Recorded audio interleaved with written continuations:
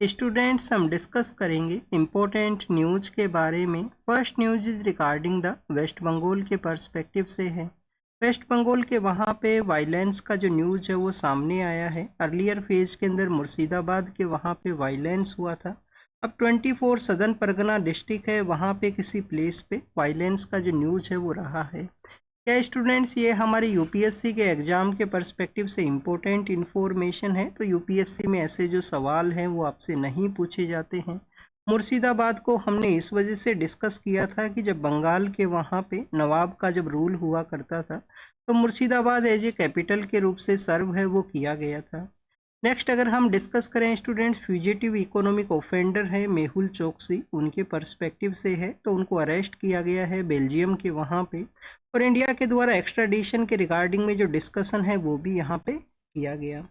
डेमनी का जो रिपब्लिक है उसके ये बेसिकली आप देखिए कि सिटीजन है मेहुल चोकसी हैं। 2017 के समय पीएनबी नाम का जो बैंक है उसके फ्रॉड के रिगार्डिंग में इनका जो न्यूज़ है वो सामने आया था और उसके बाद में इनके द्वारा इंडिया का जो टेरिटरी है उसको लेफ्ट कर दिया गया था।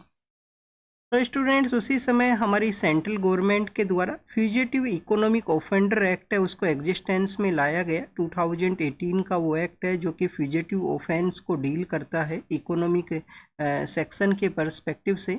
100 करोड़ के आसपास किसी पर्सन के द्वारा अगर कोई यहाँ पे फ्रॉड के थ्रू आप देखिए कि जो मनी का जो चेंजेज हैं वो किया गया है तो उसको यहाँ पे फ्यूजिटिव इकोनॉमिक ऑफेंस का कैटेगरी है उसके अंदर इंक्लूड किया जाएगा।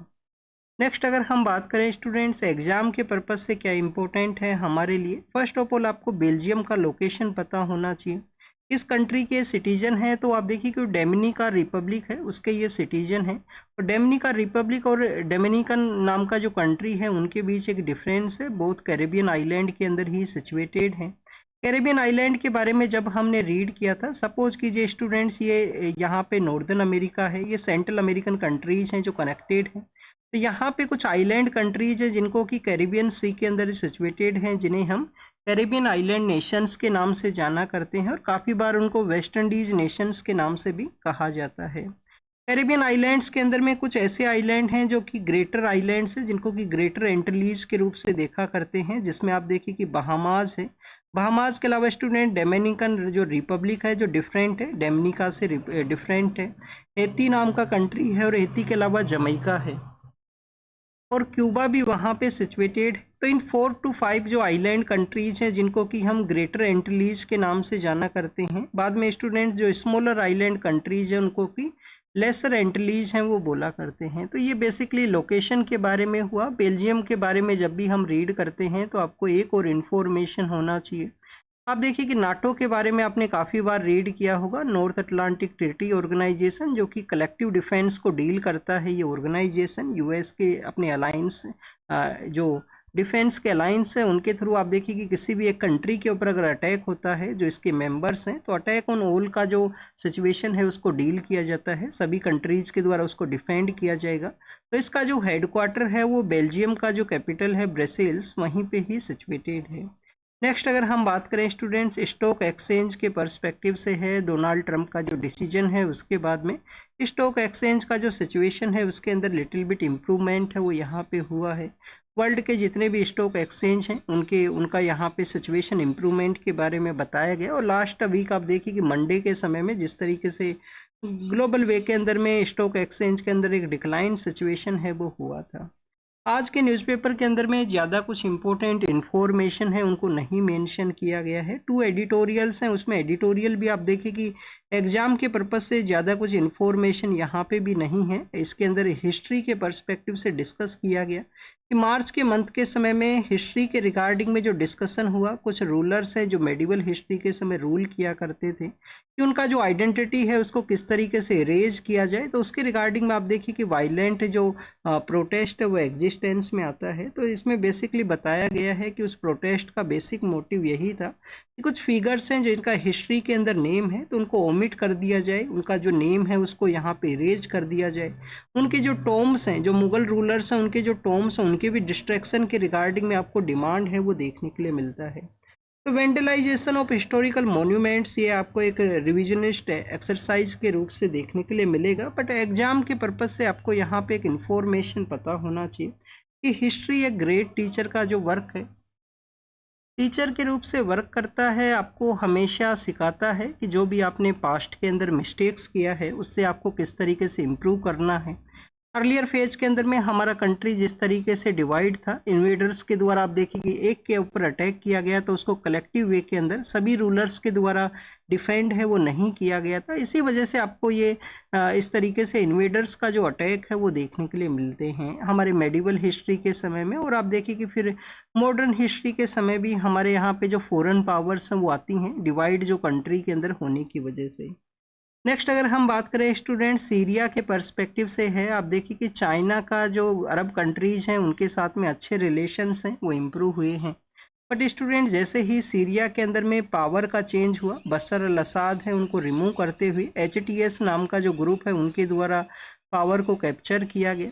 उसके बाद में चाइना के जो रिलेशंस हैं लिटिल बिट डिक्लाइन सिचुएशन के अंदर हैं सीरिया के पर्सपेक्टिव से। तो ये ग्लोबल जियोपॉलिटिक्स के रिगार्डिंग में डिस्कशन है। एग्जाम के पर्पज से हमारे लिए जो इम्पोर्टेंट इन्फॉर्मेशन है वो यही है कि चाइना का एक एरिया है जिनजियांग प्रोविंस, उसके अंदर में आप देखिए कि मुस्लिम जो कम्युनिटीज़ हैं उनका एक सेक्शन है वो रहा करता है, जिनको कि हम युगूर मुस्लिम्स के नाम से जाना करते हैं। युगूर मुस्लिम्स वहाँ पे रहा करते हैं जिनजियांग प्रोविंस के अंदर में।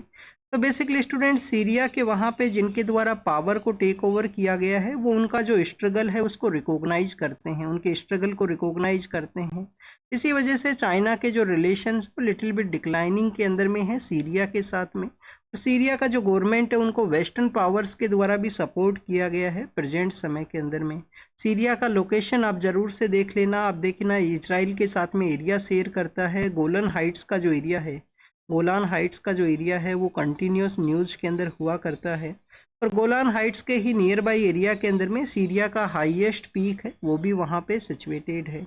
नेक्स्ट अगर हम बात करें स्टूडेंट्स स्पेस फ्लाइट का सेफ्टी के बारे में है, तो आप देखिए कि आने वाले समय में इसरो के द्वारा गगनयान मिशन है उसको लॉन्च किया जाएगा। गगनयान मिशन आप देखिए कि हमारी गवर्नमेंट का हमारा गवर्नमेंट या हमारा जो स्पेस एजेंसी है उसका यही टारगेट है कि उसको सेफ्टली वे के अंदर में सभी जो प्रोटोकॉल्स उनको फॉलो करते हुए मिशन है उसको सक्सेसफुल किया जाए।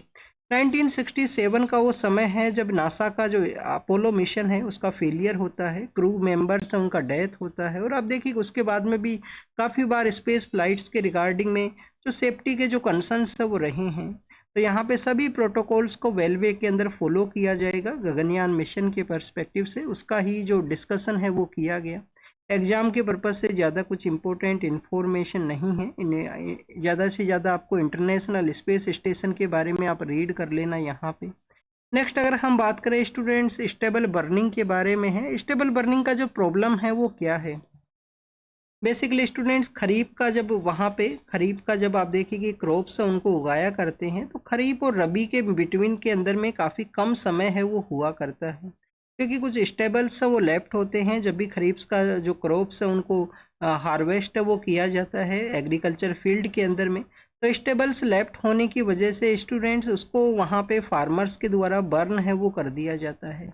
उस समय में इस तरीके का इन्वायरमेंटल कंडीशंस होता है एंड इस तरीके का इन्वायरमेंटल कंडीशंस डेवलप होता है कि वो जो स्टेबल की वजह से जो स्मोक होता है वो आप देखिए कि दिल्ली के लिए अप्रोच करता है और दिल्ली का जो एयर क्वालिटी है उसके अंदर कंटिन्यूस डिक्लाइन होता है उस दौरान में। और उसी दौरान में फेस्टिवल का सीजन्स भी हैं, उसी दौरान में वेडिंग्स का सीजन्स भी होने की वजह से हर एक साल सुप्रीम कोर्ट के द्वारा एयर क्वालिटी के इम्प्रूवमेंट के रिगार्डिंग में स्टेबल का जो बर्निंग प्रॉब्लम है इसको कैसे रिजोल्व किया जाए, फार्मर्स को किस तरीके से इंसेंटिवाइज है वो प्रोवाइड किया जाए, या यहाँ पे किसी स्प्रे को कैरी आउट करने का ज़रूरत है जिससे कि स्टेबल का जो बर्निंग है वो ना रहे। तो आप देखिए कि commission for air quality and management है उसको भी लॉन्च किया गया है हमारे यहाँ पे अथॉरिटीज़ के द्वारा। उनका भी बेसिक मैंडेट यही है कि स्टेट्स के अंदर में जो स्टेट्स हैं जिसमें राजस्थान भी पार्ट है, हरियाणा भी पार्ट है, पंजाब और western part of Uttar Pradesh भी है, तो वहाँ पे जो स्टेबल बर्निंग है उसको डील किया जाए। तो ये आप देखिए कि गवर्नमेंट पॉलिसी लेवल के ऊपर में है, एमएसपी सपोर्ट के बारे में भी डिस्कशन हुआ करता है। तो इसी को एनालाइज करते हुए बताया गया है कि गवर्नमेंट पॉलिसी का भी एक फेलियर है और आप देखिए कि मार्केट का भी यहाँ पे फेलियर है कि किसी तरीके से इंसेंटिवाइज है वो नहीं किया जाता है।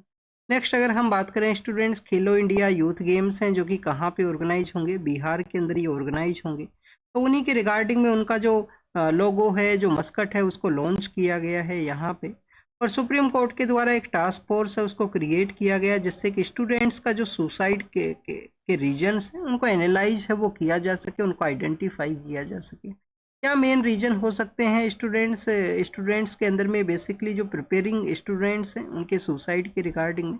एग्जाम का आप देखिए कि प्रेशर होना, सोसाइटल प्रेशर भी एक रीजन है। उसके अलावा टू मच एक्सपेक्टेशन को रखना, अल्टरनेटिव वेज के अंदर में टू मच एग्जाम के ऊपर ही कंटिन्यूस कंसंट्रेट होना, बैकअप प्लान्स है वो ना होना, या अल्टरनेटिव ऑप्शंस को ना वहाँ पे कैरी आउट करना।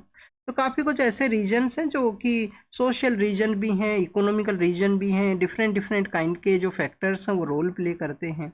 नेक्स्ट अगर हम बात करें स्टूडेंट्स, यहाँ पे होतीज के बारे में है, यूएस के द्वारा स्ट्राइक किया गया। होतीज कहाँ पे हैं? यमन के वहाँ पे होतीज का रूल है। होतीज के द्वारा पावर को कैप्चर किया गया था 2014-15 के समय में। यूएस के द्वारा एयर स्ट्राइक के थ्रू कुछ लोग हैं उनको, कुछ उनके जो पर्सन है उनको मारा गया है यहाँ पे स्ट्राइक के अंदर में। कतर के द्वारा स्टूडेंट्स कहा गया है कि उनके द्वारा इंडोनेशिया का जो सोवरिन वेल्थ फंड है उसको अपना जो सपोर्ट है, इन्वेस्टमेंट है वो प्रोवाइड किया जाएगा। नेपाल के जो किंग हैं उनके द्वारा लिटिल बिट सेटबैक सिचुएशन बताया गया है कि जब उनका अराइवल हुआ नेपाल के अंदर में तो वो प्रो मोनार्की जो प्रोटेस्ट के अंदर में वायलेंस है वो रहा है, उसी के बारे में। और स्टूडेंट्स यहाँ पे यूरोपियन कंट्री के बारे में है, LGBTQ जो राइट्स है उसके पर्सपेक्टिव से। नेक्स्ट आप देखिए कि स्टूडेंट्स यहाँ पे चाइना के पर्सपेक्टिव से कहा गया है कि जो प्रोटेक्शनिज्म का जो यहाँ पे लीड करता है, तो ग्लोबल वे के अंदर में किसी भी तरीके से जो सॉल्यूशन है उसको ये नहीं क्रिएट करेगा।